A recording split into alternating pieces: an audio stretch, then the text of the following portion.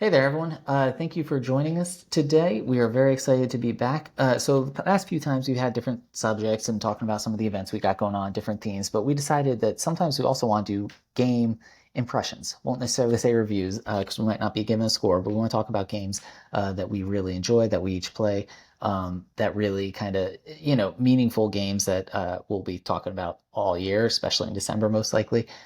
Just kind of want to share, and it doesn't always have to be these huge ones, but today we wanted to talk about one in particular that we'll get into. You've all probably heard of at this point, but we want to share our thoughts. But first, I want to greet I'm Kurt. For those of you who don't know, I'm Kurt, and I want to toss it to my co-host Phil. Phil, how you doing? I'm good. How are you? And if it looks like I'm tired, that just means because I've been up way too late playing this game. So, Good. That's a good problem to have. That's yeah, good. That's awesome. Yeah, it's a yes. So the funny thing is, for those of you who don't know, I tend to go. I'm notorious for going to bed at 10 o'clock, like on the dot, and we'll get into the ending later when we do spoilers and stuff. But I will just say that the ending, I stayed up till I think 11:30 that night to finish. It was a that's work night, crazy. but I just That's insane. I couldn't stop. Like I could not stop. I knew it was getting so. But again, we'll get to it. So the game, of course, that we are talking about is Clair Obscure Expedition 33. For those of you who haven't heard, maybe you're not following the gaming sphere this year. I don't know, but it's a game that came out in April. It's from a small studio, a new studio called Sandfall Interactive, based in France. The legend goes that they only have like 30-ish developers. Now they apparently do have some contract teams and other teams they throw to, but the core team is about 30 They people. were ex Ubisoft, right? A lot of them were yep, And some of them were ex I Ubisoft think I think the story was that that the development started around 2020 in Yes, COVID. And during I have COVID. this theory that maybe this game might have been canceled from It could be. Ubisoft, It could maybe, be. and Maybe. the idea just went with the developer. It could be. So Yeah. this could have been a Ubisoft game, and that could have changed a lot of things. But Well, and that's the funny thing to me too, is that like we're talking about this and not the Ubisoft game that came out a month before, 2 months before, Assassin's Creed Shadows, which not knocking, I mean, it might be a great game. I have not played it yet, but I just find it kind of crazy that like Ubisoft put a lot into that basket, really focusing on AC Shadows, and it was immediately overshadowed by this game from some of their ex devs. Um, and so one of the fun things about it is I think it was on its 33rd day. It had sold 3.3 million copies, which is remarkable because of obviously 33 is a theme with this, and then also because it's on Game Pass. So mhm. for a game on Game Pass to sell 33 million copies within a month or just over a month, that's insane. And a non-Nintendo game, I should say, those sell well, Was but you that know what I just mean. Game Pass numbers, No, that's overall or was that sales. total? That's total Total. sales, yeah. So 3.3 million sales. We don't know how many people actually played it on Game Pass in addition to that. I mean, Phil Spencer knows, but you know what I mean? Like, so it's 3.3 million plus whoever played it on Game Pass. Yeah. So this game is on Xbox, PC, yeah, yeah, PC, I believe, and PS5 and PS5. for now. Exactly. For now. Right, right, right. We'll get to that. When we're talking about the hopes and future for this. I played it on the Series X. I played it on Game Pass. I'm planning to buy it. Again, we'll get to that. And you played it on your I PlayStation, played it correct? on PS5, and I did buy it You did. You because did. because well, yeah, we'll get to that later. But We'll yep. get to why exactly, but so those are the main things. Again, I think a lot of you have heard of this. Part of why we're reviewing it is because Phil just finished it, and we both have a lot of thoughts, and we want to share about it. The other thing I kept telling Phil as he was playing it is this game is going to be relevant all year because it's going to do very well in December. We'll say, and we'll get to that later. But anyway, so again, just want to thank you all for tuning in. Just to set the stage a little bit, we're going to talk about the game. We're going to talk about our thoughts.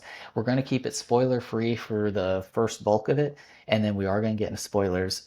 For those of you who played the game, you know that you can barely talk about this game without getting into spoilers. So we are going to talk about everything we can, and then we will say, "Hey, spoiler alert, starting now." Blah blah blah. So if you haven't played it yet and you're curious, check it out. Listen to what we got, and then duck out at that point. If you don't care or if you played it, then listen to the end.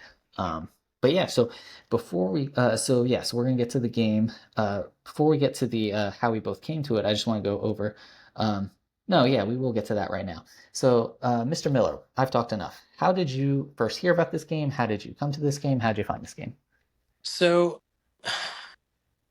I can't remember exactly how I heard of the game, but I think I just kind of heard it from probably the Kit and Chris podcast when I was kind of tuning into their Switch 2 news here and there, and they were absolutely in love with this game. And that's kind of right around the time that you started really hyping this game up. And you were just like, I love this game. This is a great game. And at first, I was kind of skeptical because, like, to me, games that are pretty like story intensive, they can kind of let the gameplay itself on the back burner, and it's just like you're basically playing a movie. Like you do like 5 minutes of gameplay, and then it's an hour of cutscenes, and I play a game to play a game.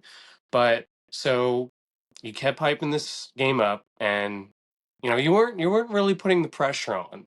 I You didn't want weren't to pressure. saying like you weren't like holding a gun to my head saying that I had to play this game, but you were kind of saying that I have to play this game. Yeah, And yeah. so I don't have Game Pass, I don't have PS Plus, and I had a spare $50 because that's all it is. And so I decided to buy it. And I'm really, really glad that you showed it to me because certain genres have like their must play games. Like a 3D platformer, everyone says like, "Oh, you got to play Super Mario 64, Banjo-Kazooie." Like Clair those are your Obscur. must play. Like Yeah, RPGs, Final Fantasy 7, if you're an RPG fan, you should play Final Fantasy 7 at least once. Um this is a must play game for any RPG fan, yeah. Must play whether it be RPG for sure. JRPG or just regular RPG, Western or Eastern. This is a great RPG. Yeah, absolutely. No, yeah, definitely a must play. Yeah, I try my best not to pressure people into watching things, listening to things, playing things, just because people have different tastes. And then like if someone recommends something, you feel obligated to play it. And then I don't want them to be like, if you dislike it, I'll be offended. So I try not to. I really try not to. This game just hit me so much that I was like, I came as close to ever pushing. I definitely Well, pushed it. this was where this we could just say this was your 2025 challenge, round two. Round two, For exactly. those This was that round don't two. know, like every year, Kurt and I, we challenge each other to play games that we haven't played before, games that are meaningful to us. Like the one year I challenged Kurt to play the original Final Fantasy VII, and now he's a fan of Yep. FF7, which is Oh yeah. great. And now I'm a fan of this game, which is great. Yeah. So Yeah. it's all Absolutely. about experiences. Let's go with that. Absolutely, yeah. And this one, and it's funny because yeah, I told you about another friend of mine. I casually pressured her into it, and she also checked it out. My neighbor, who we talk gaming every now and then, he's a PlayStation guy. But so I was able to tell him like, hey, here's one. Trust me. Now he's a physical media guy, so he is trying to get it physically, and I haven't seen him in the past month, but as of like June, he wasn't able to get it because it's just sold out everywhere physically. So he's gonna eventually get it. Um, but yeah, so my experience with it is last June during the Xbox showcase, which was I think the reveal for Clair Obscur. I remember seeing it, and I remember watching the trailer and thinking, "Ooh, this looks really good. Like I like the art, I like the music." I was like, "This looks really cool." And then as soon as they showed turn-based combat, I was like, "I'm out. Mm. I am not interested." And so my relationship with turn-based games is I joke that I can play one a year because I just get bored of them. I just get bored of the combat. And the other thing is they tend to be like 100 hours long. And I just don't have the time for that anymore. Unfortunately, I wish I did. So when I saw that, I was like, oh well, that's kind of a bummer because it looked really cool. Um, the thing with turn-based games, they gotta have a hook for me. Mhm. Octopath Traveler, those games have a cool hook in the combat system. Pokemon, I mean, that's a lot of nostalgia, but also has a good hook, the types and stuff. So anyway, we'll get to the hook with this later, but so I kind of checked out. Um, I started hearing about it again right before, I don't know if you realize this, right before the week of NerdFest 13, Mm. which for the viewers out there might not realize, that's a fundraiser that we threw for Extra Life this year. And so we were very busy and focused on that. And it was actually the night, I believe the game came out the day after Switch 2 pre-orders went live, because I remember installing it on Game Was it Pass what, April 26th 25th, then? 26th, something like that. 25th. Yeah, I should have checked before I came on, but it was around then because I remember installing it, but I couldn't play it. Yeah, I was like, oh, that's a bummer, but I needed to focus on Nerdfest anyway. So that Sunday, I finally was like, I want to play something totally different than what I've been playing. So I was like, well, let me give this a shot. It did look cool. And by then it was getting critical acclaim. I was like, let me check it out. It's included in Game Pass. I'd be crazy not to try it out. and it starts. And I picked story mode because I didn't think I'd get very far. So did Um, I. yeah, and then later I learned it's only like 20 to 30 hours. I'm like, oh, all right, well that's much better than most of these games. As soon as it started, as soon as the main character Gustav talked, and I was like, oh my gosh, it's Charlie Cox, which I'm a huge Daredevil fan. He's my favorite superhero. Daredevil season 3 is the best thing Marvel's ever done. So when I heard Charlie Cox, I was like, oh my gosh, so it's Charlie Cox again. This art, this world. I was like, okay, a lot of this is working for me. This is pretty cool. Um, And this was his first her video first game video game, performance, first video and game. he nailed it. He He killed it. nailed it. And the cool thing is he's talked about because he does conventions for Daredevil, and he's talked about this game a few times since. And he said he did it in 4 hours. His agent just booked it, and he recorded his lines in 4 hours. And he feels like such a fraud because he's not a gamer.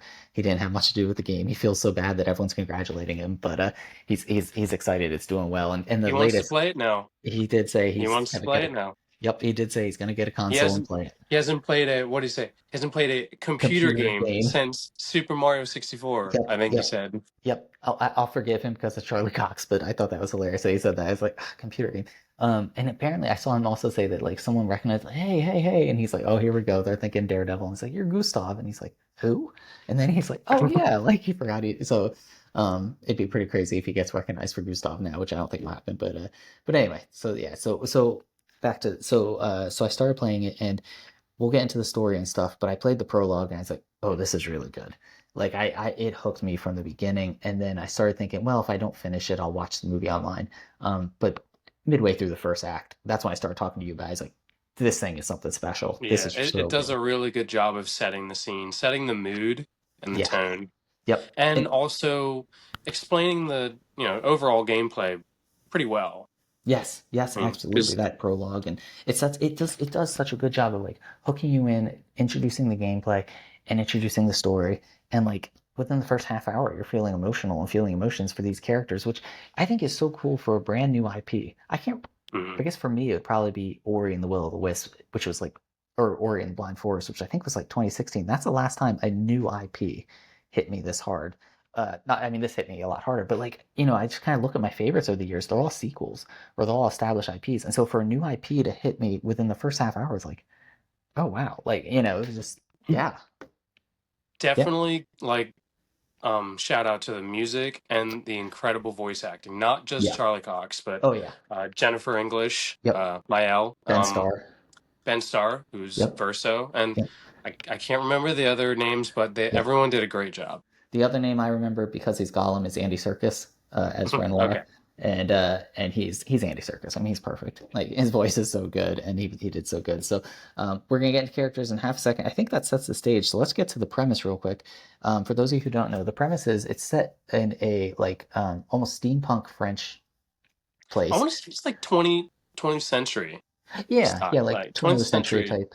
Yep, yep, and it's like a French, like I said, it's French studio. That French, it's literally there's mimes. I think they carry, they have like berets at one point if you want. Like it's extremely French They in all have the best ways. they have the hairstyles that you get from beating them. That's right. So Yep, yep, yep. And so you're set in this world, and basically in this world, there's this paintress who's like this like mythical goddess like figure that they can see in the distance, and an obelisk, and she paints a number on it, counting down from 100 every year. And if you're of that age, it's called gamage, and you basically turn to rose petals and die. Basically, and I think, oh, I just heard it yesterday. I forget. Do you remember what gamage means?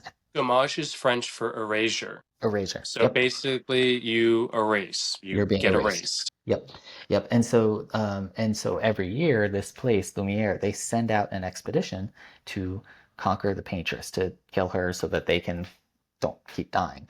So just right there with the premise, I mean, it's so cool because then it gets into in the prologue, you get into some of the ethical, like, should we have a kid? Should we not have a kid? If we have a Hmm. kid, he'll be 9 years old when we gamage. Like, is Hmm. that, so it's, but do we not? And then, so again, like, even just that off the bat is pretty cool. But you are part of Expedition 33, obviously, to go to the main world and to hopefully kill the paintress and then basically save Lumiere and save the citizens. So that's the premise. We're gonna go full spoilers later because pretty much right off the bat, some crazy stuff happens, but that is the premise. Um, Phil, I want to toss it to you to talk about graphics. What did you think of the graphics? What did you think about the art? Was there any place in particular you loved? What did you think? So I played this on a regular base PS5, and the game runs in Unreal 5, which is a little easier on resources than Unreal Engine 4, plus it looks better. Um, yeah, UE5 is very hyper realistic. It focuses on like character detail. But the whole world looks really, really good, really well put together. I didn't see there weren't any.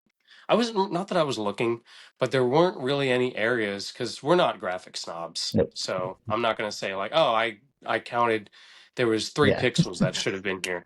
Frame Um, rate drops. I don't know. I can't yeah, tell. no, that too. There wasn't really any frame rate drops that I Yeah. noticed. I didn't. Like, and but no, everything looked great. All the tech, nothing looked like it was super pixelated or the textures weren't there. A tiny bit of drop in on the overworld.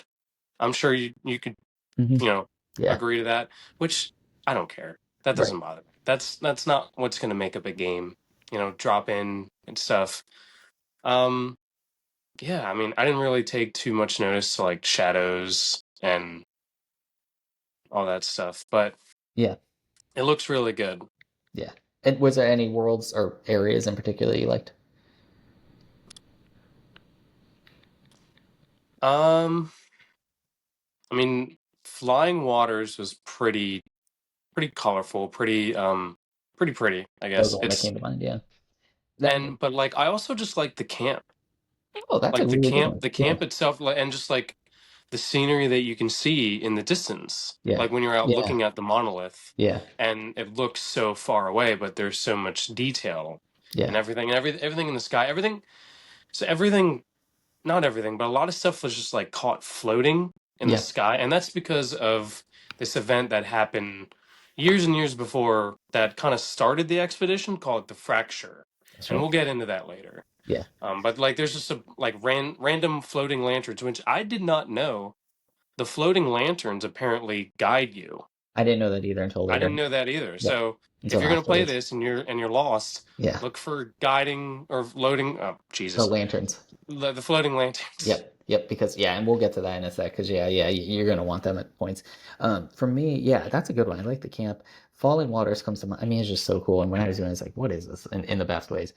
Serene. Is Serene the land? I know it was the villain or the Axon, but is Serene the place too? I think it's Serene the, is the place to, yeah, I that believe. one. Yeah, Yeah, it's the place. that was the one. I mean, the funny thing, I never. Oh, there was another time when you're like walking. I forget the area, and like you just see the big guy in the distance that you can. I think you ended up going to fight again on cliffs. There were so many times that I was like, "This is like Well, there gorgeous." was it Stone something Cliffs. Stone, yeah, fall, yeah, Stone, yeah, yeah, yeah. But That there was mine. is a scene in Flying Waters where after you, I'm not going to say it. Yeah, But I do believe you see like one of those giant walking things that that might look be. like out Yeah, of Majora's Mask. yes, yes. That's what made me think of it. Oh yeah, but yeah, like so for me, it's Serene. It was like the it's kind of like a desert oasis. Speaking of Majora's Mask, Kind of reminded me of like uh, a French Colosseum, yes, that's a good like way a to put it. big French Colosseum. French costume, that's perfect. For some reason, it gave me Gerudo vibes a little bit of You know, not Majora's Mask, when but Ocarina. But later on in the game, yeah, when you can look at the area above, yeah. it looks like Arbiter's Grounds from Twilight Oh, Princess. interesting. Okay. That's the Yeah. vibe that I got. Oh, that's awesome. Yeah. Yeah, But so that was the one and we'll get to music in a second. I think it also had some of the best music, but I thought Serene was the one. There were a lot of times that I was like, "Oh my gosh, taking captures," and just like, "This is so pretty." But that was one that I had my wife, I pointed out. I was like, "Just take a look at this real quick. Like, this is just visually just so gorgeous." And like looking down in the cause. So, uh, yeah, do there you was a. know? I guess they borrow or buy text like existing textures. I Did, think I read that they did use some part of why they were able to do it with a smaller team was they did use a lot of UE5 assets. yeah, I don't know yeah, if that had to that's do what with it the was. background That's what stuff, it but was. definitely a lot of the assets. So, and we should say, I mean, you mentioned Majora's Mask. So what are some comparisons to this game? I mean, so I think Final Fantasy VIII, I think is what the director said his favorite was. I Hmm. think it was eight. But there are definitely Final Fantasy influences. There are Zelda influences, in my opinion. Near, there's Near, some near influences for definitely sure. near stuff. And then we'll get into, weirdly enough, some Mario and Luigi influences as well. Oh, and Also, Personal too.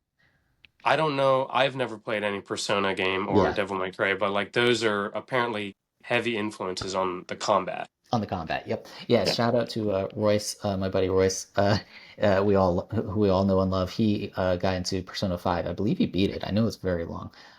But he so anyway. So Persona 5. So for Persona fans out there, the combat especially, which we'll get into in a sec. Actually, perfect timing. We're gonna get into right now. So the combat, and when I said Mario and Luigi, those RPGs. I haven't played too many. Brothership came out last year.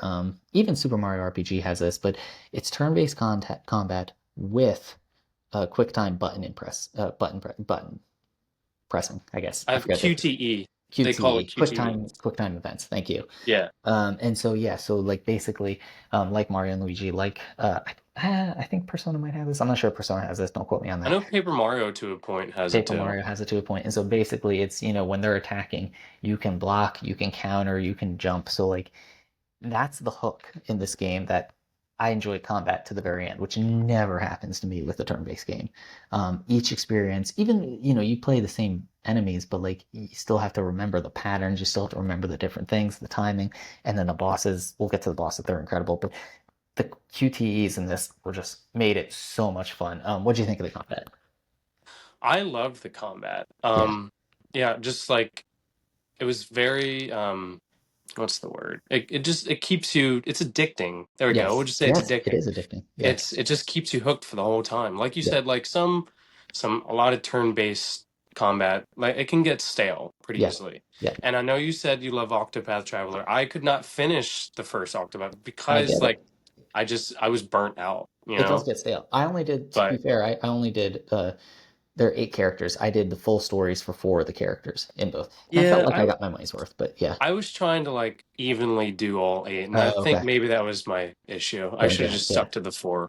Yeah. But Like I said, I mean, I enjoyed that system, but yeah, there's a reason I didn't do the whole thing because I also got bored of it too. And this one, I did not get bored. And you could counter, and that's the part that's like, some people talk to what? Oh, Dark Souls. Everyone loves Dark Souls and Elden Ring and all that. yeah, So I had countering to it. You could jump. dodging encounters very Dark Souls, Yes, and it had those. Um, Souls-like, whatever you want to call it. so yeah, yeah, which we're not into those as much. I know people love them, but so it had those elements. Um, plus the combat. The other thing, and we'll talk about characters in a minute. The other thing I loved about the combat was how each character was so different. Yeah. Um, like we'll get into it when we get to the characters, but I really appreciate how each character was different. I feel like a lot of games, and as I think about Octopath, some of the others, I guess they are, but like they really felt unique to me. Just their what they could do and their abilities and skills and stuff. And I mean, because with any other RPG, you kind of have your, I guess you could say your attackers, your tanks, your Yeah. healers. I feel like everyone kind of is balanced with attacking. Yes. I mean, there Yes. are a couple healers, real, I guess just one, if you Really want to one. consider. But I think what it is there's a real strategy to it. And like I think the best JRPG, like this character, like each character I should say has their own strategy, their own path. Mhm. CL, who's very unique. Monoko, extremely unique. How you want to use them. Yes, they can be a tank. They can do some really heavy hitting stuff, but it's very different than you would with Gustav or Mael. Just the way you kind of, which I think was just really clever and made each one the one. Well, we'll get into some dislikes in a second, but one thing that total first world problem. I wish I could have played with all the characters more because you Hmm. have a party of 3, and it was like I picked my 3 because they're my favorite 3. But I really wish I could have used the other 2 more as well. And then I know I could have swapped them out and done some grinding, but you know what I mean. I just they were so neat. At least the experience is somewhat shared. Yes. Like Yeah. your top three will get you know, Yeah. the Most of it. But yeah, the that's a good point. biggest the biggest chunks of experience, but your other characters do at least level up to some degree. I'm glad you mentioned that because the other thing that I told you about, I remember texting you, hey, this is like the coolest thing I've seen in RPG in a while, is the whole reserve team thing. Hmm. Do you want to explain what that is? Because I thought it was brilliant. So, and most RPGs, if you're a fan of RPGs or JRPGs, you usually have like a team of three, and then you have some other characters that you either don't play with or barely play with. Um, and in most games, when your team of three dies, that's it, game over. Um, unless you're thinking about Rebirth. Rebirth, your two I think your two in the back can at least heal you or do like a synergy move, but That's they true. can't, come in. Right. So if your three people die out, the game will stop and it'll say, do you want to launch your reserve party? And that's basically the two people that you have in reserve because the party doesn't go above five. So, um, so yeah, like it's what do they call it? Like the last stand. They Last call it game. last stand. Yep. So you at least get somewhat of a chance to finish the fight. Yeah. I have never beaten a boss with the last chance, I did once. and it came down to I just really adored the three that I had that I didn't even. They I didn't just even. chose the game over and did Yeah. it again. Oh, I see. Yeah, yeah, yeah. No, I did Lampmaster. Second Yeah. phase of the Lampmaster. I was down to CL. Um, my four, three. Yeah, yeah, yeah. So it was CL. And I was like, oh gosh, like I hadn't used her much. I really, and she's kind of tricky to learn. And I mean, I had barely any HP left when I beat him, so that was intense, but a lot of fun. But yeah, I love that concept that like, oh, they're knocked out, so then you do get to use that other team, and it incentivizes you to learn them and get good with them as well. So I love that aspect. I would love to see more RPGs do something like that, just because again, it gets more action for some of the players. Well, this, as you know, this studio was with Square Enix. I should say Enix. That's right.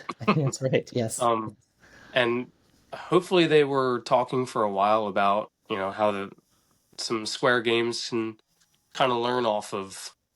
Nice, nice tone. Thank you. Sorry about that. I forgot that was on. Yes. Um, But yeah, I know we just got a couple announcements from Square, so obviously nothing that they could have done or had done by now would be any have any kind of influence from this game. But Right. clearly, Square has seen just how remarkable this game is, and they Yes. want. I'm hoping they want to learn from it Yeah. and make their games better. So yeah, let's hope for more games like this. Well, it's interesting, and I don't want to go too far down the rabbit hole, but I am curious. Like you said, I mean, they're clearly already working on Final Fantasy 17, clearly, because they put out 16 a year. I think it was last year. Anyway, so it might be too late, but I would be curious if they're interested in going back to turn-based. Although this new The Adventures of Elliot, this new HD 2D game, which I tried the demo for the Nintendo Switch 2, is in the partner direct, the whole thing. It looked like Octopath, but it was action. So again, Hmm. so even so, it because a lot of people, and I'm not, you know, again, we've talked about how I am with RPGs or JRPG turn-based games, but like a lot of people are passionately like Final Fantasy VII Remake, and those games shouldn't have gone away from the turn-based stuff, and they're using Clair Obscur as an explanation or an example of that. I disagree with them, but I do wonder if Square's going to kind of be like, we've left a market. We've left an audience back. And if they're going to try to do something, again, I don't know if it's too late for 17 or if they're going to try it with 17, or I'm just curious because again, they have the Octopath franchise going, but for Final Fantasy, they're the ones who basically mastered this whole concept, and it's just interesting. I don't know. I I mean, have no idea. they could launch a whole new IP. Who They knows? could, I mean, yeah, a turn-based IP, yeah, yeah, yeah, because they are the RPG specialists. and So Sandfall has proven there's an appetite for it if you do it well, if you do it right, people want it, and ultimately it never left. I mean, Persona's huge, yeah. and so like it is. So anyway, I'm curious, and I think it's really cool. Sandfall, who's very inspired by Square, was able to go visit Square. I think that's a really cool full circle moment for them. So that was cool to see. So that was cool to see. I forgot to throw this on there, and I'll go first as you think. Are there any things we're going to do the quick negatives? Are there anything that you didn't like about this game? I had two things that um, stood out for me, and listeners, keep in mind this is we'll get into my overall thoughts on this game. This is so minor, but I do just want to call these Mine things are very out. minor. Mine are like Yeah, literally nitpicky stuff. right. Um, Minor, yes. So go ahead. Do you know what they are then? the lip syncing, Oh, I didn't even think of that. just Okay. like in not so in the pre-rendered Yeah. um visuals, the ones that you see like their original outfits and Yeah. hairstyles, Oh, yeah. their mouths move pretty Pretty perfect. accurately. Yeah. But then you've got like the cut scenes that aren't the pre-rendered ones. You know what I'm talking Right. about? Yeah. Yeah. Yeah. Like the dialogue stuff. Their mouths don't move pretty, and that's like extremely nitpicky. Yeah. That's how No. good this game is. Yeah. That's like the biggest negative that I could think of. That's fair. Yeah. The only other thing that I thought of, how you kind of told me that the lyrics to the music are in Oh yeah. French Yeah. and they're very spoiler filled. They are. So if you know French, Yeah. you're kind of getting the game explained to you as you're playing The it, music. but before you get to that. That's You know fair. what I mean? Yeah. Oh yeah. No, So, that's fair. I'm glad you mentioned that because that's we're gonna talk music next. I'm glad you mentioned that. That's a good one. My two, and again, very nitpicky overall. Can't stop talking about this game, so I love it. Number one, the platforming challenges. Did you do any of the platforming challenges? yeah, here and They're there, bad. and they're okay, but like you don't Yeah. obviously you don't play an RPG for That's the thing. I platforming. wish they didn't even do them. I wish they didn't even Yeah, include them because that's not why I'm not playing this game for that. I'm a huge platforming fan. It's one of my favorite genres, and I didn't think they were very well. And again, I don't want to take it because that's not why you play this game. So that's why it doesn't lose any points for I that. feel like It's there was a fine. bunch of those in Flying Waters. Yeah, yeah, I think so. And Flying Waters is a very large area. yeah, and the gestural beaches have different platforming challenges, and so Yeah. like, just there's one that you have to climb to the very top, and you can just anyway. So you don't need to do platforming challenges if you don't want to. It doesn't add anything, and they're totally optional, so you don't have to do it. The other one, speaking of Falling Waters, is the Flying Waters is the mini map. Yep. I I forgot about that one. Yep. Yeah, that's one. And I've seen some people, I know the devs have explained why they didn't do it, and I've seen some people, it's a very divisive topic. Honestly, after you get past Act One, to me, the navigating got a lot better. Also, I didn't know the whole, look for the lamps idea, that whole thing, that would have helped.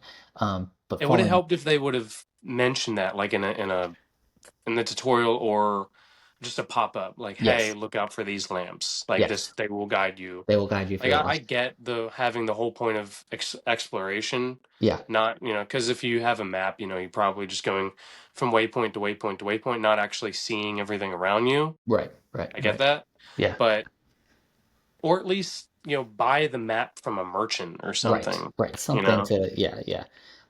Yeah, exactly. I'm looking up, I was adding that note earlier. I'm looking up something for our next point, but no, yeah, exactly. Like have it as an option, even if you want to turn it off. Because I know some people said they didn't want one. Just have it that you could turn on or off. It's that's to me. And again, after Act One, it really wasn't an issue. Didn't mind, but in a couple of those places early on, I was like, and I've had to tell you, and then my other buddy who's playing, and I told her, I was like, just get through this. Just or the even like the world map where you just kind of like yeah, open it up and it's literally just a map and it yeah, has like landmarks, like a map. like a map. Yeah, yeah, You that's can't true. see where you are. You could, but there's landmarks on the map, and then that kind of forces you to look around and Yeah, see where you're at. yeah, yeah. So, So again, dear listeners, we are not. I'm not trying to take away because again, this game, absolutely love this game. We'll get into it in a sec, but I just wanted to point those two things out because when I recommended to you and her, I had to tend to say that with about the maps and then the platforming. I listened to the Kit and Krista spoiler cast and they kind of talked about it too, like the platforming. Just you don't have to do it. So because mhm. it's just the platforming challenges in particular. But so those are the only minor things. So Phil, you mentioned music. So let's talk music. It was This soundtrack was composed by Lorien Testad. They found him on SoundCloud, and I believe he said he barely posted SoundCloud or hadn't before, and he just tried it I for think he fun just said like he added music from time to time. from time to You know, time, and they found him on there, and he put out, in my opinion, again, all this is my opinion, obviously, it's my favorite video game soundtrack ever. I've been listening to it every day at work since like the end of April, since I started playing this game. I can't get enough of the soundtrack. I just think it is just the most amazing music, and I think the thing that the music did that the best games do this, I will say, they just elevate the moment. They fit the moment in the game so well. They elevate the moment, and they just you can hear the song and you're back in that scene, you're back in that moment. And I think we take that for granted sometimes because you and I play a ton of Nintendo games and they generally have good music. But I mean, we love Final Fantasy VII and they do the similar thing. And I think, like I mentioned, Ori, they do it too. But like, it's hard to do, is my point. And Mhm. this game did it to a level I've never experienced. But what do you think of the music?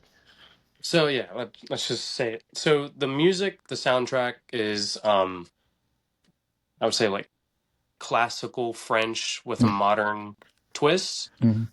Some like opera pieces here and there. Very, it kind of the game plays like a French tragedy, Mm. and the music complements it. Yeah. Um, Very somber, but at the same time, very powerful when it needs to be. Uh, like I said before, lyrics, everything's in French. Actually, no, there There's a are. I couple that are think English. there is like a couple songs that are in it because the whole soundtrack is like 8 hours long. Because Yeah, I listened to it too yeah, just recently, and there were like a song or two that played in English because I was like, yeah. oh, I can actually understand what they're saying.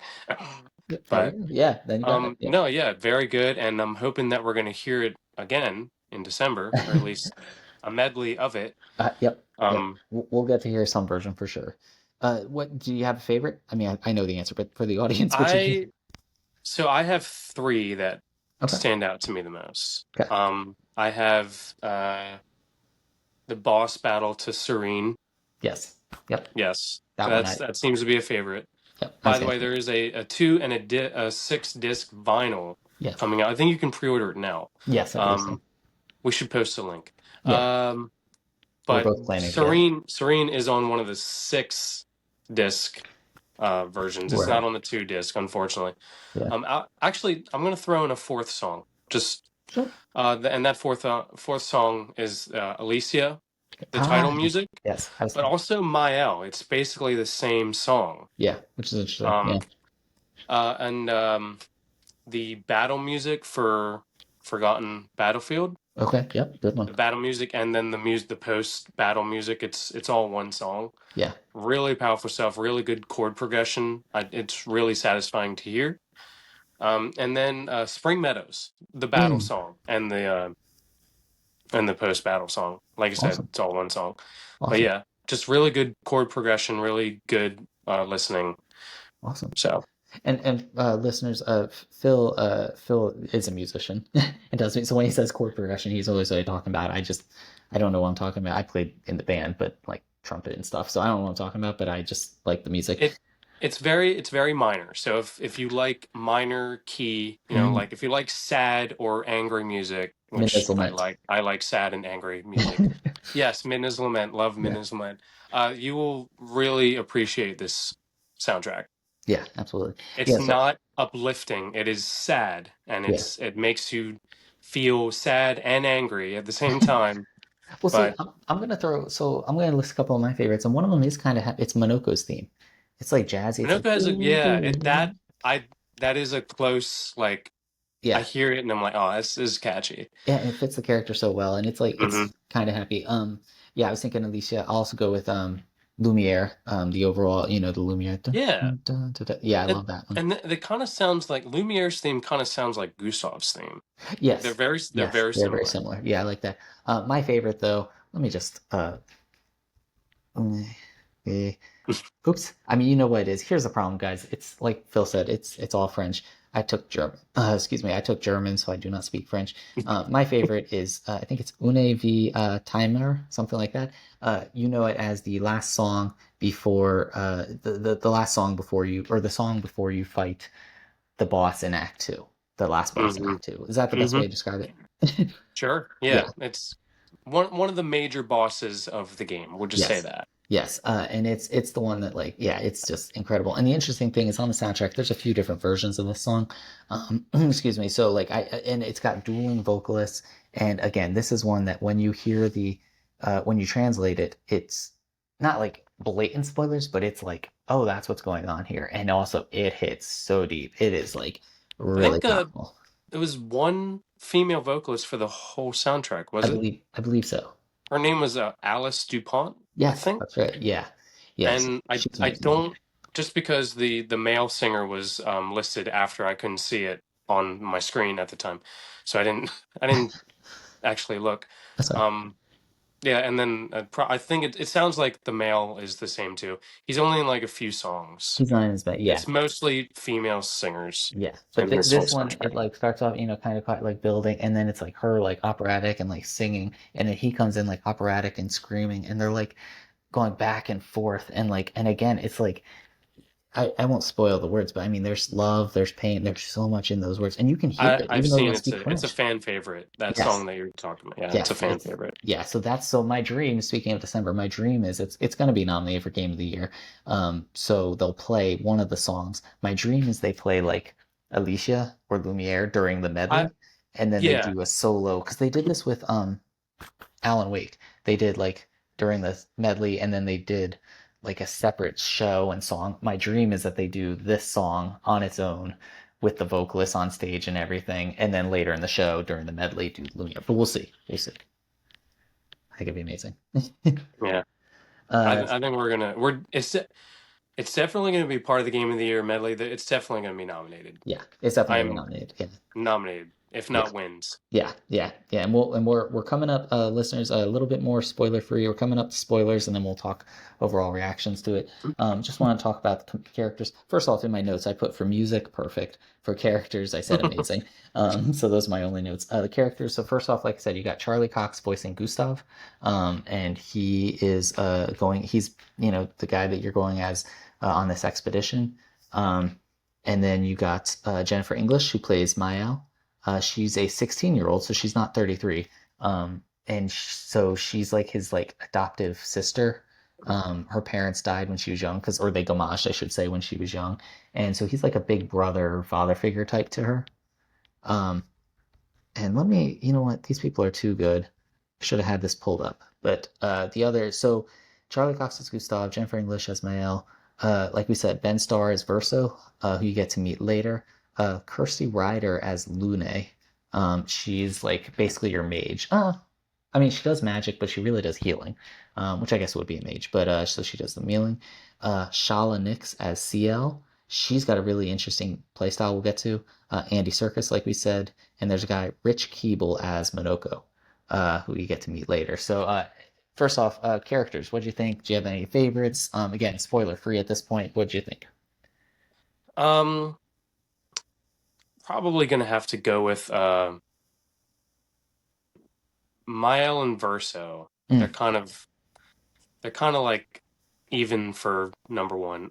Gustav, he's up there too. yeah. Um, I didn't really vibe too much with CL and Minoko. Actually, Minoko has some really funny dialogue. I was gonna say Him this and game. him and Yeah, Verso are good friends, yeah, and yeah, they've got really good banter yep, between the two of them. It's yep, always entertaining. yeah, And Eskie is another character that you meet. yeah. He has some really quotable lines in Yes, the game, yes, he does. and Yeah, but like I guess you could say he's a simple character. yeah, yeah. That's a good way to put it. He's not very he doesn't really have complicated speech about him, but like the things that he says really hits. Yeah, And it's yeah, like, wow, yeah, that's really true. yeah, yeah. He's So a fan yeah. favorite. I've seen. Yeah, But yeah, I think Mayo's performance throughout the entire game yeah. is very powerful, and sometimes there's a lot of humor in this game too. A lot That's of the thing. humor. Yeah, since you mentioned Minoko, I mean that's the thing. Like we're talking about how intense and magic and this and that. There is a lot of humor. I was thinking of Gustav when they go to the Gestural village, and he's told Hmm. and I won't spoil it for people, but there's humor in there. The Gestuals in general are Like funny. at the gate to At the the gate, village, at the at gate the to the gate to village the with the village. That bastard. That was was a laugh out loud moment. And then yeah, one of the most famous scenes that's gone viral from it is Verso convincing Minoko to join them. And and he drops some foreshadowing about a character, but then he also says, he's like, I'm never going to join you. He's like, there's going to be a lot of fighting. He's like, oh yeah, that's true. That's true. And it's like really fast banter. He's like, okay, count me in. So, Minoko's really funny. And yeah, there is a lot of humor to be found in this game. So we're saying, it's intense and dark and this and that, but trust me, there's also a lot of literally laugh out loud moments, which you would not expect from a game like this. Like, and a game like this that's mostly somber, yeah, definitely those moments are really highlighted, and yes, you remember those moments, yes. and Oh, the one they with just feel really good. Francois, and again, I won't Yeah, ruin it. That was my favorite moment. yeah. There's a moment with SKA talking about sending them on a quest, and that's one of my favorite moments of the whole game, especially funny wise. It was hilarious. It's not what you expect. I'm not gonna spoil for people, but just like it's going and say, oh yeah, and then something it's like, oh okay, it's just funny. Um, so for me, I mean, I'm biased, obviously. Like I said, I love Charlie Cox, so Gustav. Mael was fantastic. I love CL's backstory, and I like the character, and she reminded me a little bit. I don't know, like just she was just very like seemed like a positive, like a kind person, even though she'd been through a lot.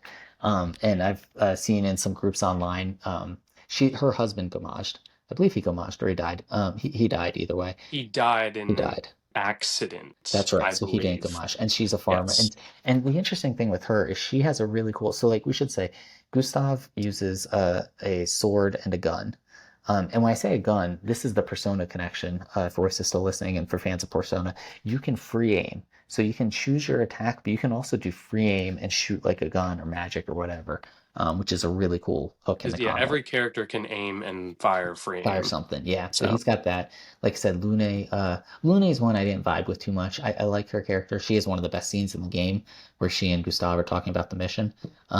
But yeah, that I know what scene you're talking about. That's yeah, a that's really all I have to powerful scene. say. Yep, that's all I have to say. You know exactly. That one's amazing.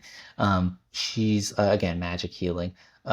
Mael is interesting. She's swords. And she oh there you are. Anyway, she's swords, and Sorry. that's okay. I just want to make sure I wasn't talking No, through the book. I turned my low power mode on. Oh, you're good. So So yeah, so she uses swords, but she also can be in a different stance to like do more damage or less. Anyway, she's interesting. Verso uses a sword, but in very interesting ways.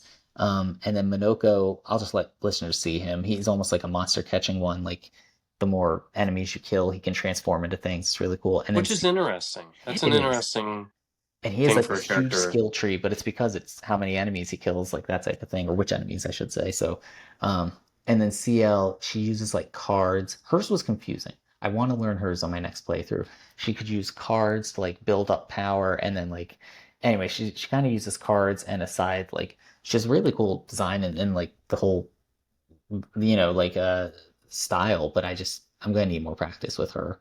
Um, so yeah, so the characters were good. Yeah, and like you said, I mean SKA, he was good, he was deep, the gestures were great. Um, you also learn about some of the other expeditions as you're going on your quests. You can learn about some of the others who have gone through, which is kind of cool. Which is very cool depending on who they are. Oh, and then like we said, Andy Serkis, he's Renoir, who we're not going to tell you who he is, but he's obviously a very important character as well. Yeah, so I think here's the thing. We can't really say much more without getting into spoilers, and we've danced around Right. it up till now. Right. No, Because I'd say it's time to start talking about the story. it's time. Yeah, it's time. And so, listeners, if you're tuning out now because you don't want to be spoiled, I don't blame you. Trust me, if you have any interest in this game, just play it. It's $50 in an If era you when, yeah, if you're a fan of RPGs, yeah, you must play this game. you must play This this. is a very, very good game. If you have Xbox or Game Pass, just buy it for a month. Buy a month subscription and play it. Is it on PS Plus? I don't know. I don't believe so. Yeah, I Okay. don't believe so. But either way, and even here's the thing: I don't want to shortchange on money. Just it's $50.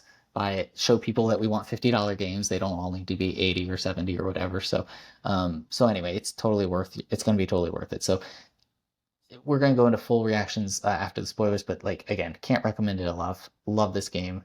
It's made an impact on me, unlike a game has in a very long time. I think about it every day. It stays with you. Yeah. Yeah, yeah. It's amazing. So again, Yeah, so the this day after I beat it, I was at work and just half the day I was just like, huh, I wonder what my theory on this, my theory on that. What this character and yeah, it yeah, was it's incredible. It's worth playing. So so that's the spoiler free portion. So we are going to get into spoilers now. So again, last warning: spoilers from here on out. You don't want this stuff spoiled if you have any interest in it, but yeah. spoilers from here on out. So Phil, why don't you go And ahead, go. take it away? Tell us about the story. All right, so opens up in Lumiere, and it's the day of the Gommage right now. And they don't really come out and tell you that right away, but it's kind of the whole thing. Like one of the opening scenes is Mael saying, "If you want to buy someone flowers, do it while they're still alive." So the main character, we'll say the main character, not really the main It's character. spoilers. Spoilers now. Spoilers, So spoilers. main They character start of Act now. One. The main character, Gustav, he broke up with his girlfriend, whose name is Sophie, who's actually going to Gamage today. Um, and one of the reasons why they broke up is because of what you said earlier, dispute about um, she wanted to have her kid. Yeah, I forget who won it, One of but them wanted to have a kid, another one didn't. yeah. And that's the whole, I don't want to bring a kid in this world if they're gonna just die at 9 or something like that. Or if I won't be there So for them, yeah. right, right. So they broke up. Now she's going through the Gommage. which everyone who's gomaging meet at the harbor of the city that outlooks, and you can see the monolith where the paintress paints the number. And as soon as she paints the number, people of that age or exceed that age, I forget which one They'd it already is. be gone. They do say Yeah, exceed that age, but they'd be gone already. So people who are right. that age, yeah, or So older, they maybe they older. all go march at the same time, and that's Yeah, a pretty powerful scene. That's still part of the prologue, so yeah, it's kind of light spoilers. yeah. But and then immediately after the Gomage is when the next expedition goes out. So the Gomage happens. Sophie gets Gomage. Gustav's all beside himself, and but he's very determined on stopping this cycle. So he that night they have like the expedition party, and you meet a lot of the people that are like Gustav's apprentices and his friends and his teammates, and Yes. you all kind of like, like this character is going to do this in the game, you know, like we're gonna stick together. This is the party. This is the team. And then the expedition goes out next day in the morning, and they come to the beach. And if you need to stop me at any time, if you want to take over, I don't know if we want to do turns or whatever, but Yeah, they come to the beach where Renoir greets them, and he's old, they base yeah he's old, and no one can kind of I don't I guess at that point that no one's really seen an old person right? They say that they're because like, they're how are you only still 33 alive? years old, and they've Yep, only probably seen someone, I guess, in their 60s. yeah, yep. You So know, that threw them off, and like, how are you old? And he kind of looks like he's in his 60s, though. yeah, A little yeah, he bit. does. Yeah, Maybe late 50s, early 60s, yeah, somewhat. yeah. Walking with a cane, which he just, he brings a team of monsters called Noirs. I believe Nevrons. they're Nevrons, Oh, but the actual name of the Nevron, they're called oh, Noirs. gotcha, gotcha. Yeah, yeah, You meet them later in post game yeah. That's right. if you go to the area where it all Goes down. happened. Yeah, Um, so everyone's just kind of like, who is this guy? But he's not saying anything. Who is he? And all of a sudden, he just, first of all, this is the start of the very graphic scene of this whole game.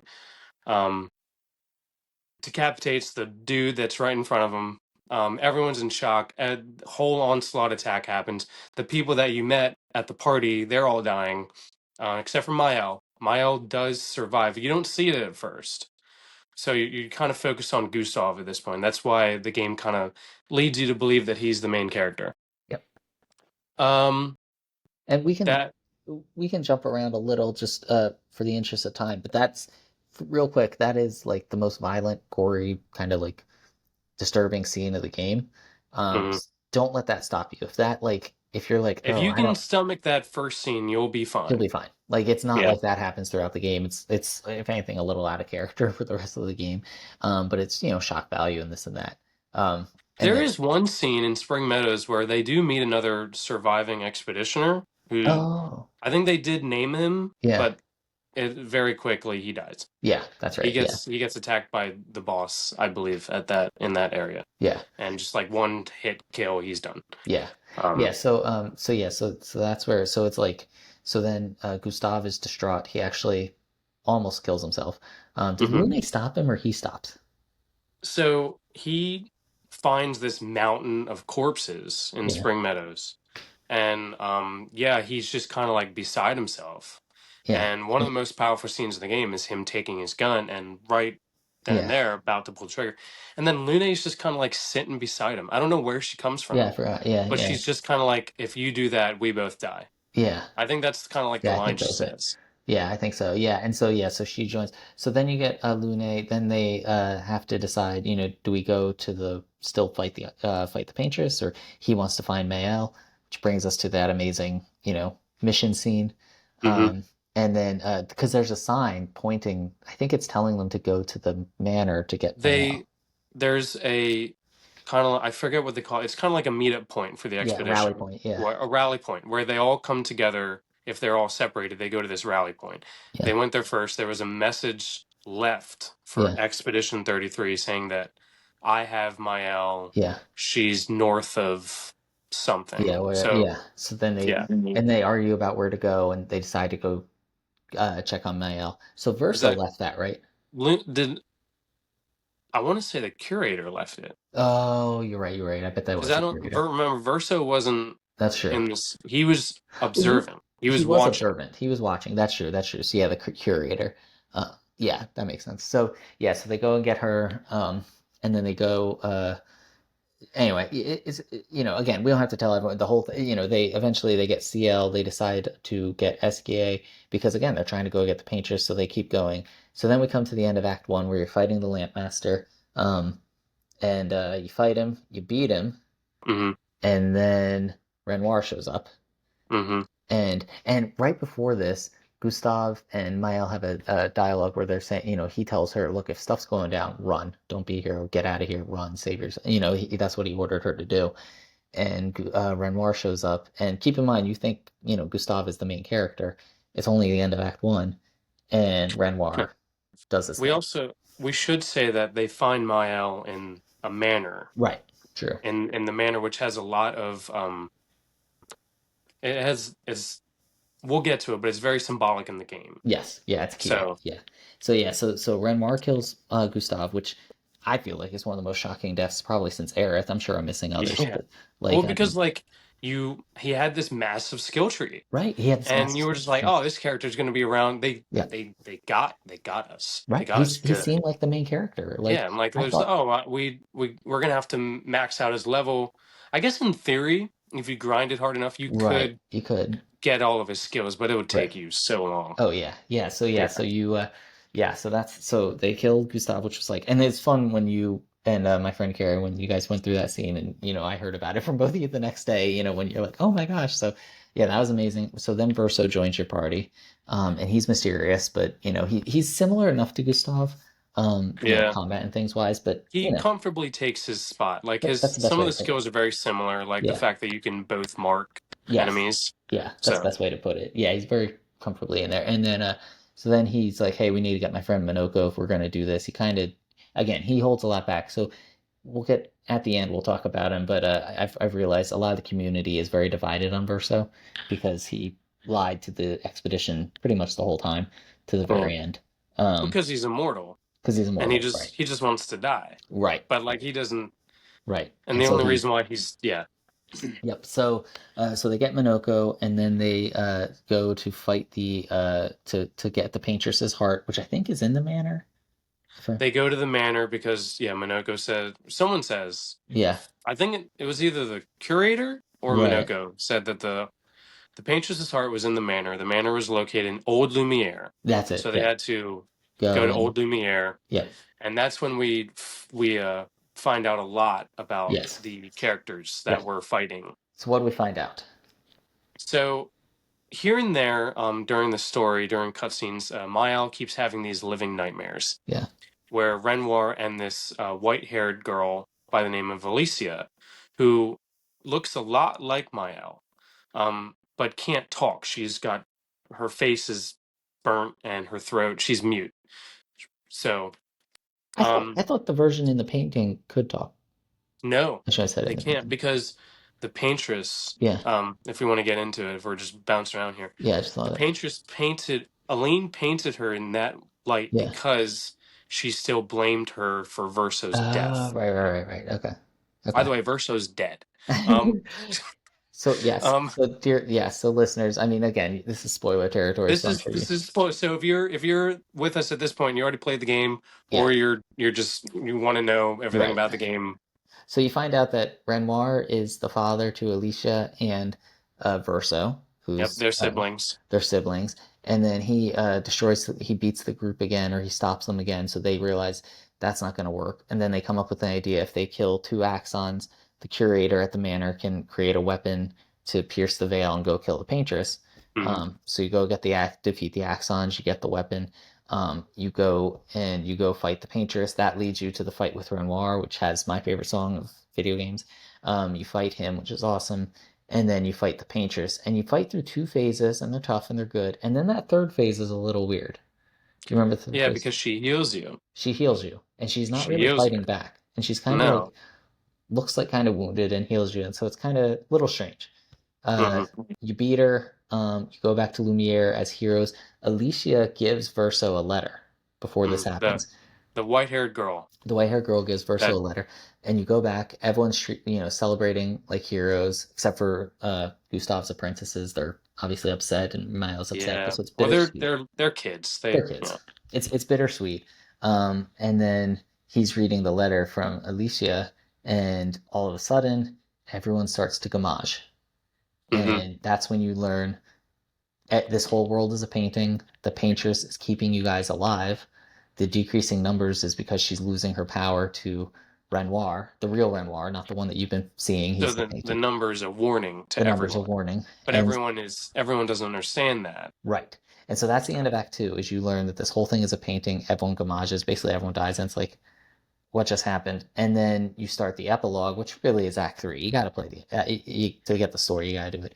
And you play as Mael, and you learn that she is Alicia, and you learn that there was a fire. There's a war going on between painters and writers, which we'll get in into the real world, in in the the real real world. world, Thank you. there's a yeah. Yep. And you meet their sister, Clea, and she's chastised. And so in the real world, there's a war going on, and the real Verso died in a fire, and Mael was, or sorry, Alicia was Yeah. horribly hurt in the fire. And so now she's mute. And so Clea sends her, and Aline, the mother, the paintress, is fighting with Renoir, the father, who's trying to get her out of the painting. It's a story of grief, really. The painting is Verso's canvas. It's Yes. basically how Aline, the paintress, the mother, is Yeah. keeping Verso's soul Yeah. alive. Yep. Because she can't. So Yeah. she kind of Verso made the world, Yeah. but Aline and Renoir kind of invade it. Yeah. Aline wants to live in it with this painted family that she's made, Right. and Renoir kind of sees that as unhealthy, and Right. he's trying to get her out, and Right. it makes this whole fight, and that's what the fracture is. Right. There's this huge cataclysm that breaks the whole world apart. Right. And that's the core of the story. It's this family's grief over losing Verso and Miles Hmm. Hurt, and it's Renoir trying to pull her back, get her to deal with her grief and move on, and Aline refusing to, and Clea basically saying like, just this is ridiculous. You guys gotta come out of there. We gotta move on, and so she sends Mael or Alicia again into the painting. The paintress overpower. This was 16 years in the past. The paintress overpowers her and makes her a baby who forgets all that. She grows up as Mael, and so then, now she realizes she's a paintress herself because she's Alicia. Now she has white hair, so it's kind of cool. Hmm. And I love that with the vinyl, you got the red hair one and the white hair one on the same thing. Again, a lot of foreshadowing, and if you know, you know type stuff. Hmm. And so then she realizes that she can paint everyone back, and they can take out Renoir, oh, that's it. Renoir's gonna destroy the painting because again, he Hmm. wants the family to move on. So she recreates everyone and they go to fight Renoir so he can't destroy the painting.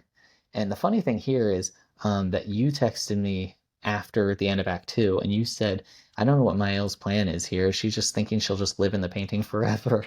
And I didn't respond to that. I responded to your other Because points. at Yeah. that point, after the Gamage, Mael and Alicia essentially became the same person. Like their Yes. memories merge. Yes. So, Yeah. and you can kind of see it that after, pretty much every scene after that, Mael is a lot more, I want to say, confident. Yes. That's true. Yeah. She has her attitude and her demeanor kind of change, Yeah. where like she's not as innocent or sweet, but she still has those Yeah. like parts of her, Yeah. but she's more like paintress. Yeah. Yeah. And an interesting piece of dialogue that Verso gives in one of the side quests is, you painters are all the same. You just think about yourself. Did you do that side I quest? didn't. That's a good line though. Okay. I like that. That's in Yeah. that side quest. That's awesome. So I'm not going to spoil that for you Yeah. Yeah. because you should I'm play gonna it and play it. see it Yeah. Yeah. Yeah. yourself. That's really cool. But he basically says like all you painters are you're all selfish. Yeah. So Yeah. I guess she does kind of get a little bit more of a selfish attitude. Okay. Yeah. Still Mael, Yeah. still has like her same, you know, whatever. But Yeah. you do see a subtle change Okay. in her. Yeah. Yeah. You Right. definitely. Yeah. I agree with you. I agree with you. I don't know why I said okay like that. Yeah. Yeah. Yeah. You're totally, totally. Um, you do see it. She's still Mael, but she's a little different. Yeah. Like you said, subtle change, more confident. and she's also the only one at that point who can break 9,999 damage. Now you Yeah. can power that What's skill the up to, highest damage that you've gotten? oh, I think in like the 50,000s. I don't think too high. Because I've seen Okay. some people like nearing millions. What about you? You got million? Last night. Oh my gosh. Okay. Last night Oh, I that's awesome. did 1,400,000. Oh And wow. I Okay. did that with Mael gets her level 3 um gradient attack. Okay. Oh And I yeah. did it in virtuous state on a marked enemy. Oh wow. And it Okay. was That's awesome. it, That's the cool it thing. was That's the cool thing about this game. I mean, but there was a patch in May that changed some things. But before that patch, people were like one-shotting final bosses. They were one-shotting. There was one guy who had a no-shot build that like he didn't even need it, because of counters and just different effects and things. Like Mhm. it's just so cool. Yeah, yeah. The combat again is just so good. Um, Again, I'm playing on story mode, and right. I think once I do new And game plus, yeah, I want to do everything I can in this yeah. playthrough because apparently you can't go back. Right. Once you Okay. start new game plus, it's It erases. yeah. Yeah. So I Yeah. want to do everything I can, and then in new game plus, I'm gonna at least do normal Nice. difficulty. Yeah. You can Yeah. That's change what it I'm planning. anytime. Yeah. So That's what I'm planning next too. Yeah. So then, excuse me. So then you go, you fight Renoir, you defeat Renoir. The paintress helps you, because she realizes, hey, Alicia is trying to save the painting, save mhm. this world. And for her, it's she wants to save Verso, but she wants to save Gustav and all the people. That's why they're on this quest. She Um, actually did care about she everyone, actually and did care Renoir about just everyone. wanted to. Right. I mean, and to a point, they're nobody's wrong in this Right. situation. No, no, that's the You amazing know, thing. Yeah, because then we come to the ending. So you beat Renoir with the help of the paintress in the end, and you think, okay, we did it. Everything is good. And you go into like this void area, and it's just Mael, and then there's Verso, and I think she even says you shouldn't be here it's or something. it's like a purgatory between the Yes, real world and the yes, canvas. yes. And there's a little boy painting, and it's Hmm. the last of Verso's soul, and Verso, the painted Verso, he is there, and He goes in there first. yes, He and go then he she comes. Yeah. Yep. And so when did you realize what was going to happen? So listeners, for those of you who know, there's a big choice. You get to pick your ending, which was amazing. When did you realize, I think I'm going to get to choose here? I honestly I didn't really see it coming. Okay. I was just kind of like watching it as it was Yeah. happening, Like it's trying to I wasn't really it, thinking about it. I was just kind of like, oh, this is happening. What yeah. is happening, you know? I think Still it was like processing it as it was happening. I think it was like she kind of stayed her case and he stayed his, and it's like they both make good points, and I'm like, oh my gosh, they're going to make me pick. And then like a couple dialogues later, it says, you know, you, which one are you picking, Mael or Verso? And that's for those who have beat it. That's like the first question everyone who asked. I asked when we went to too many games. I asked the guy who did the pastel drawings what he did because he's the first one I talked to that had beaten the game. So I was just so excited to talk. He and I talked for like 20 minutes about the game because anyway. So tell everyone what did you pick and what do you think? Do you stand by I it? so I chose to fight as Mael, and And what does that mean?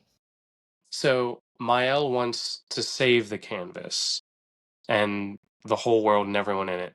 Verso wants to pretty much he's on the side of Renoir at this point. He wants to delete the canvas because he essentially just wants to die. Yeah. Like he's He tired of he's tired, and he just wants and he can see what this is doing to his mom. Like yeah. his mom is suffering because she refuses to move on. So he wants to pretty much just put an end to everything, which wouldn't put an end to Mael, essentially. True. Because Although, but she'd be back as Elise. Alicia's real life, she can't talk, Right. you know, Right. because like 20th century France, they can't. Which, and I don't know if you saw. I think you saw, but like as soon as Alicia wakes up in that flashback, you see the Eiffel Tower. So Yes. like you It looks know it's the normal. real world. Yes. And in Lumiere, it's like this It's like twisted, yes. Yep. It's painted like an version iconic of the thing on the Eiffel Tower. yep. Yep. Exactly. So um, So you yeah, picked I chose Mael because at the time I didn't think there was anything wrong with her choice. right.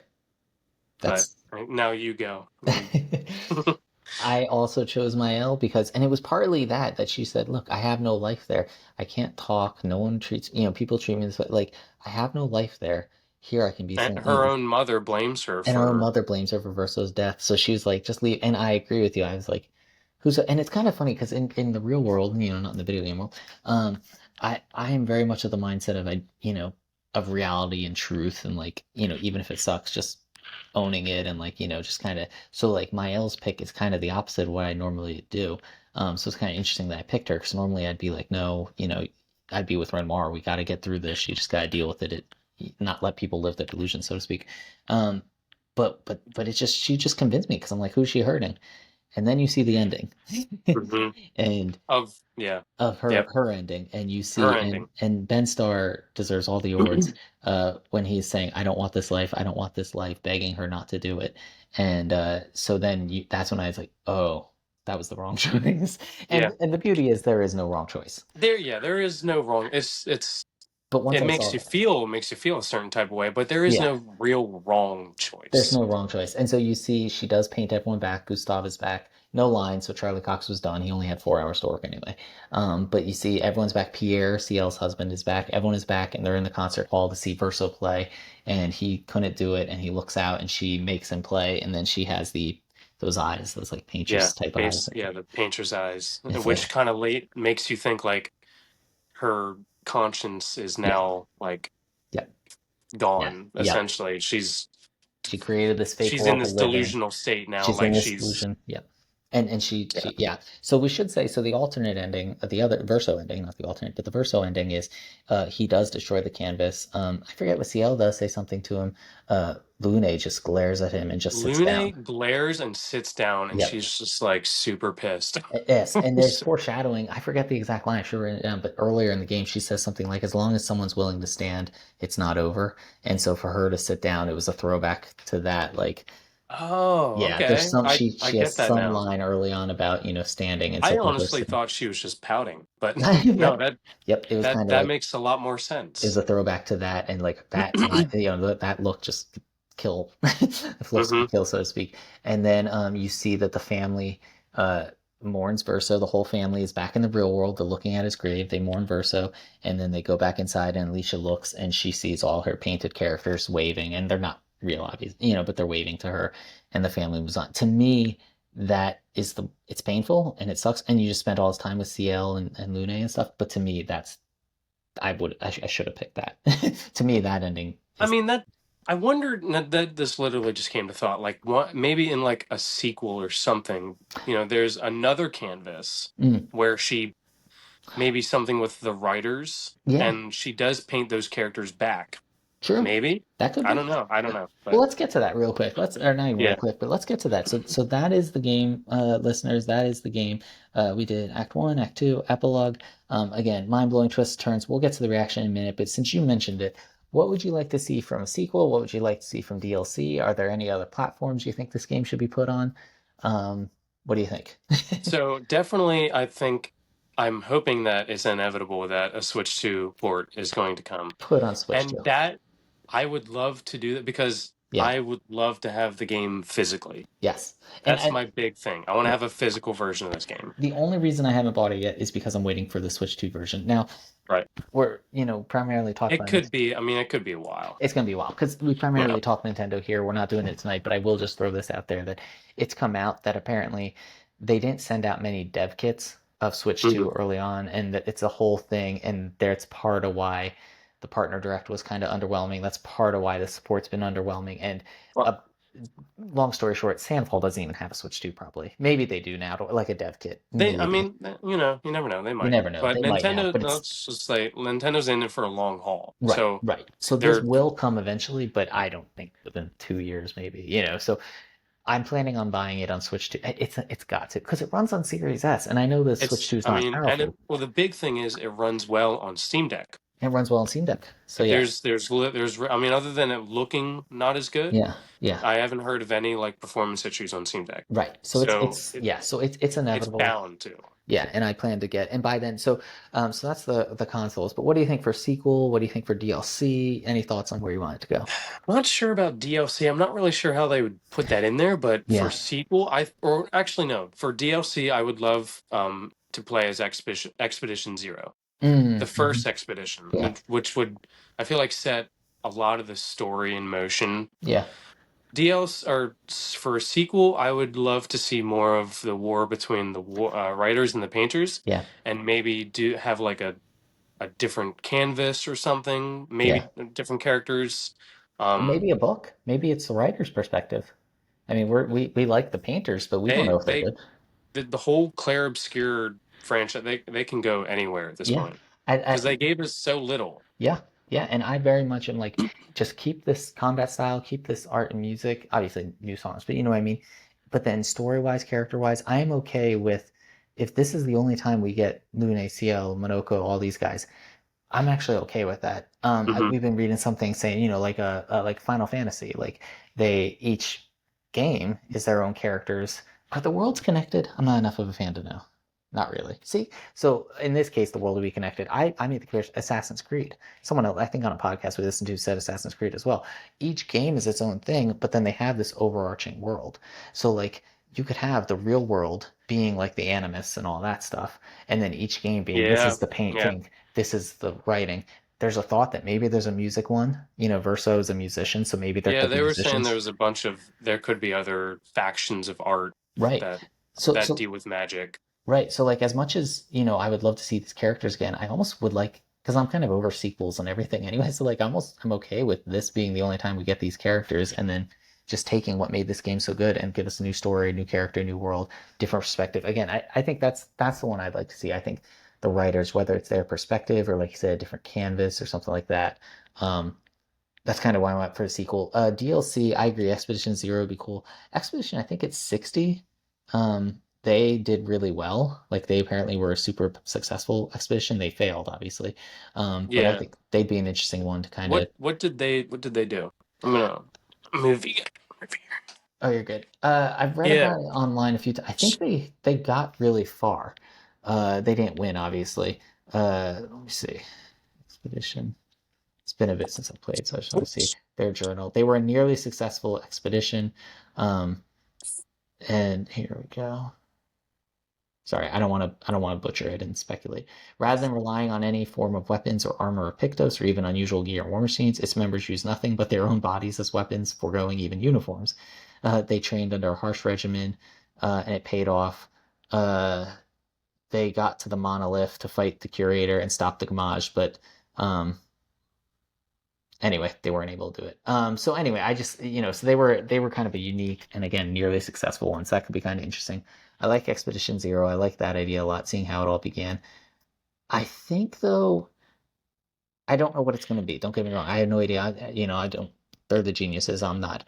I think it's. I would like something with our current party though, and like, you know what I mean? Like, because this is, I think, Yeah. probably going to be the last we see of them.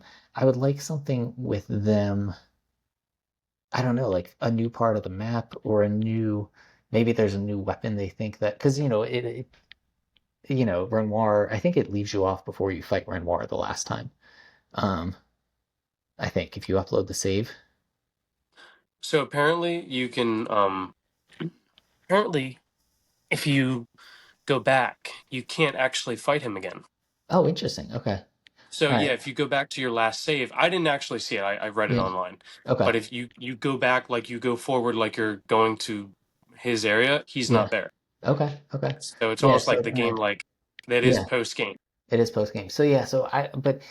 Or even like I don't know. I was gonna say a prologue. We did the prologue, obviously, but like a training mission or an early mission with some of these characters and other characters. Actually, it could be like a prep mission for Expedition 33. So you get, I don't know. I don't know. I would like to see. I think Expedition Zero would be really cool. I just like to see a little bit more of these characters before we say goodbye to them. Um, but yeah, yeah, I think DLC is inevitable. I think a sequel, though, I would like to see a totally. I would like to see, like I said, the writer's perspective or something with that. I mean in a sequel in the same story, I could at least see Alicia and Verso returning Well, he's dead. as huh? Oh yeah. Okay. But like if there was a painted version Yes, yes, of him. yes, yes, yes, yeah. I could see that. I agree. I could see Alicia being, yeah. I think Alicia could be kind of the glue between the games. Not just because she's the only one still going, but you know what I mean? Because I think that she is. I think so. Okay, so revisiting, favorite character. I think she was one of my favorite characters by the end. at first it's like, oh, okay, she's interesting, but I think she had the best arc. I think that she's, I thought she was a great character. Hmm. And like you said, I like seeing her become more confident and just kind of like being like a different, still her, but different by the end and like more just like a force. Um, anyway, so I'd love to see more of her. Um, Well, here's the yeah, thing. If there is a sequel, what ending do you think they're going to make canonical? that's That's so. that's Yeah, so that's the interesting thing. There's another game. I don't know if you've played it, so I'm not going to call it out, but there's another game in a very popular franchise that ended on a similar way where it's a decision, and they haven't made a sequel to it yet. And a lot of people theorize it's for the same very reason. Because uh, how do you go from that if you gave players the option? This is a lazy, cheap way out, but I feel like you could be like, oh, at a certain point, someone destroyed the canvas. Like, yeah, I was going to say, so I know you don't play Borderlands, Mhm. but in Borderlands 2, there was a huge window in between 2 and 3. And they actually released 2K released some DLC right before 3 came out. And it was actual like a story progression between 2 and 3. So I could see them maybe releasing DLC where you maybe play as Clea and Oh, you're that would going be in to cool. rescue Yeah, Alicia from the yeah, painting. that would And be that cool. is how they could kind of merge the two endings Yeah, together. that would be cool. Yes, that would be cool. Because yeah. Because we, as you know, I mean, we do get a painted version of Clea, but to have the real Clea go in, and yes, because I think, put it this way, I haven't found her yet. I haven't found her either. Yeah, I I'm know at she's this there. place called Floating Manor, Okay, which is quite massive, and I feel like she's there. okay, But there's like four major bosses that you have to fight okay. in order to get to that area that I suspect That she might she's be in. there. So yeah, Because yeah. yeah, I could so, but I think, I guess put it this way. I think the ending kind of has to be that the canvas is destroyed and that Alicia comes out and moves on. I just kind of, and like whether, as players, you still made that choice. And also, it's kind of cool as players because you're really deciding, making the same decision she is. Do I destroy this thing or do I keep it going? That type of thing, which I think is kind of cool. Because, it's, are they real? Are they not real? They're as real to us as they are to her, this painted characters, which is cool. because Um, I feel like Alicia might become like a new paintress, a new I villain could, in the yes, canvas. yeah, You I could know see that. That could, yeah, I mean, if they want to stay with that this canvas, that could be your deals or your sequel. that yeah, Yeah, or even DLC. But or yeah, even yeah, or even DLC, like I think as a that could be the story DLC. DLC. Yep, I think that could be the DLC that sets up the sequel.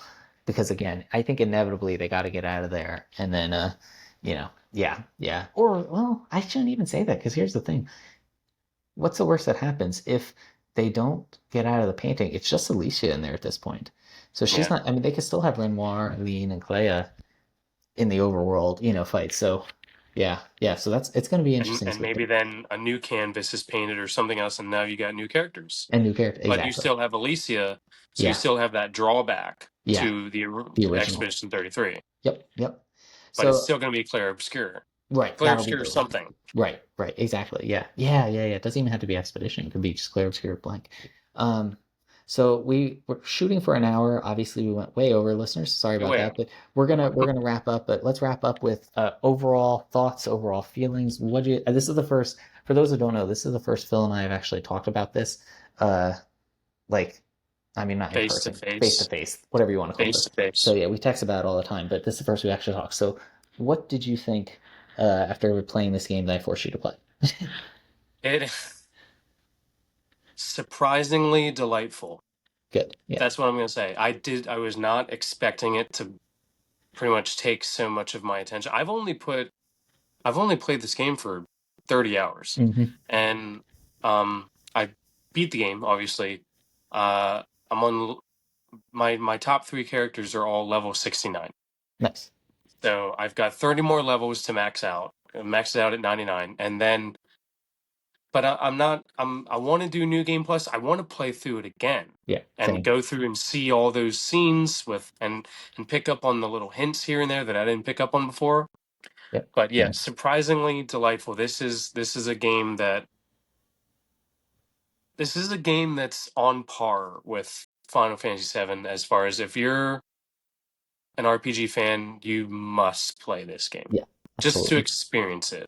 Absolutely. It is its own unique game. It's Yeah. its own thing, but there's so much influence from other games. Yeah. It's like it takes the best part of this game, best part of that game, and it puts it all together. Yep. And it's a delight. Yeah. And if you have the opportunity to play it, you should definitely play it. I wish and hope more people do. Yeah.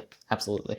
No, yeah, it's again, I haven't really stopped thinking about it since I played it and beat it in mid-May. As you know, I haven't stopped talking about it, that's for sure. Few games, I think it's a combination of coming out of nowhere for me. Like, we've been waiting for a certain game from Retro Studios for 8 years now, or whatever it is. We waited, I think, 7 years between Zeldas. Like, certain things are coming. You're excited. I think it's something beyond. I don't know. Yeah, something I like that. forgot all about it. Yeah, I think they did too. But that's a rant for another day, listeners. No, for it to kind of come out of nowhere like this and just suck me in the way that it did. And again, I've thought about it, since May. This to me, and again, speaking just for myself here, guys, this is my favorite video game story. I just all the twists and turns, the characters, the decisions you made. It's my favorite soundtrack as well. I mean, it hits on so many emotional levels and just this world. I just want to know everything about this world. I just want to be in this world. Um, and again, it just looked good. It was so fun to play. It was just so heartbreaking, but also hilarious. Like it just reached all these highs, and it's just incredible for a first time developer to bust this out like this. And um, yeah, I just can't stop talking about this game, and that's why we wanted to have this chat and chat with each other about it because I just came out of nowhere. And again, I try not to pressure people into playing things, but this one was just one that like I knew people who like RPGs or like certain things. I'm like, this is one people are going to talk about forever. I one of the podcasts I like and listen to, he said it's his game of the generation and it's not even close. For me, it's close, but it probably is my game of the generation. Which is not a knock. It's not a knock on any other game. You know how much I love Lots another. of great games came out this year. Yeah, Lots yeah, of great yeah. In games. the past couple of years, 2 years ago, there was one of the best I've ever played. This is still. I mean, this is just like again, just for the way I think for the emotions and the way it hit and just the world and just the this tragedy and the beauty and the somber and it's just such a mix. Um, anyway, yeah, I absolutely loved it. I can't wait to see what they got next. They can take their time as far as I'm Yeah. concerned, but I'm excited to see what they come up with next. And then yeah, so looking ahead to December, I mean, this has to win. I love DK If I Bonanza. mean it's we know it's going to be nominated, but It's I gonna be would be nominated. surprised if it didn't win. If it didn't win, I because like Death Stranding 2, I know people like apparently. Not my thing. I'm not a Kojima guy, but apparently it's good. DK Bonanza, it's fantastic. I don't get me wrong. I don't want to take anything from DK Bonanza. This is It on might another get level. nominated, but I don't think it would win. I don't think it would. This is just on another level. The other one that's people said to watch is Ghosts of Yote or Yate. I've heard that. Now, my thing with that is if you look though, God of War won Game of the Year and then its sequel lost. Breath of the Wild won Game of the Year, its sequel lost. So I'd be Hmm. surprised. And again, that's not to say Ghost of Yotei is not going to be the greatest game of all time. I just think that voters and people tend to not go for sequels. Well, Um, yeah, because the first games are usually a little bit more impactful. right, Like Breath of the Wild was a lot more impactful to a lot of people right. No, it was. because Yeah, it was. It was more impactful than me. Yeah, it really was. I mean, and so yeah, so that one's apparently one to watch. Borderlands 4 is one to watch. The other yeah, four, we'll see. We'll see how it goes. I just pre-ordered it the other day, no. so Yeah, I am. the other fourth game that's coming out this year, maybe that's one to watch. Although I don't know if it's going to make the cut at this point, but we'll see. Yeah, I just this game again. I feel like how people talked about Elden Ring, which I didn't play. I'm not a Souls guy. I might try it when it comes to Switch too. But like, I feel like Yeah, I'm gonna play it at some point, yeah, but but like, I feel like people the way they talked about that game is kind of how I feel about this one, where it's just like like again a game of a generation, just like one of those that we're always going to point back to. No matter how the sequels are or aren't, we'll always have this one of these. So mhm. um, yeah. So anyway, so that is Clair Obscur Expedition 33. Again, buy it, go play it. It's fantastic, but can't recommend it enough. If us gushing about it this long hasn't convinced you, I don't know what will, but check it out. And stay tuned. We'll be back. Again, if there's a game that we all feel passionate about that we want to talk about, we'll be back to talk about. In fact, I probably just referenced one that we'll talk about at some point. Also, we'll see. I think September we're gonna get a direct. we didn't get, I feel like they have to. It's they from Mario's 40th anniversary. at the very I feel least, like we'll they get have something to. for that, even if it's, Yeah. yeah. So, because I know they like their Switch 2 thing. So, anyways, stay tuned for that. We don't have anything to announce regarding events or anything at this point, but we just wanted to get this out and talk about this game, which, again, we're going to be talking about all year. So, if you haven't played it, go play it, go buy it, go listen to the music, go absorb it, love it, enjoy it. But as always, thank you guys for Yep. listening. Thank you for supporting us. Thank you, Phil. Mm. Yep. And this has been me, Phil, and Kurt, and we are from Minifest, and we are a charitable group we raise money and throw events for Extra Life, which benefits Children's Miracle Network. Our local hospital here receives a lot of money from them.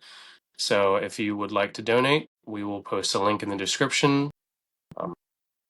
With anything else? That's it. No. Nope, that's Bon, it. All or right. what's not bonjour? How do they say ciao? No, that's Italian. Ciao. Yeah, I think that's telling. Yeah. Au Au revoir. au revoir. There we go. There we go. Au revoir. Sorry about that, More folks. French. Au All revoir. right. See ya, everyone. Have a good night. See ya.